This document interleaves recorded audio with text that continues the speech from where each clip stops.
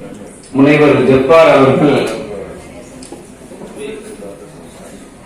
இதே போன்ற நிகழ்வுகளை சேவை செய்யக்கூடியவர்களுக்கு விருதுகளை வழங்கி அவருடைய சேவைகளை இன்னும் மென்மேலும் மெருகூட்டக்கூடிய நிலையில் இதே போன்ற நிகழ்வுகள் எல்லாம் நடத்துவது மிகவும் மெச்சத்தக்க பாராட்டத்தக்க நிகழ்வு. இஸ்லாத்தில் பிறருக்காக வேண்டி செய்யக்கூடிய பொது சேவைகள் என்பது இறை நெருக்கத்தை பெற்றுத் தரும் என்று நபிகள் நாயகம் நமக்கு சொல்லிக் காட்டியிருக்கிறாங்க.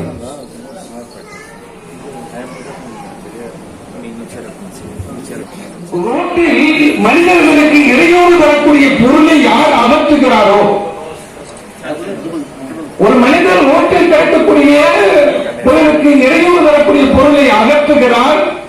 அந்த மனிதரை பார்த்து இறைவன் நன்றி பார்த்து பாராட்டுவதாக ஏற்பட்ட பொழுது ரோட்டில் இடையூறு தரக்கூடிய பொருளை ஒரு மரம் விழுகிறது, அந்த ஒரு மரத்தினுடைய கிளைகளை எல்லாம் வெட்டி அகற்றி மக்களுக்கு பொது பாதை அமைத்து கொடுத்தார். அந்த ஒரு நல் செயலுக்காக வேண்டி அவர் சொர்க்கத்தில் இருக்கிறார் என்று நபிகள் நாயகம் சொன்னாங்க.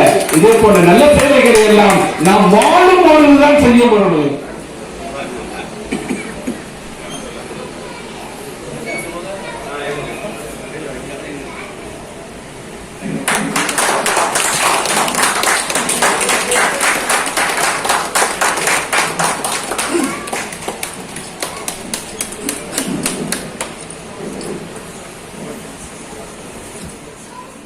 எவ்வளவு கோடீஸ்வரர் இருப்பார்கள், ஆனால் மற்றவர்களுக்கு தொண்டு செய்ய வேண்டும் என்ற எண்ணம் இருக்காது.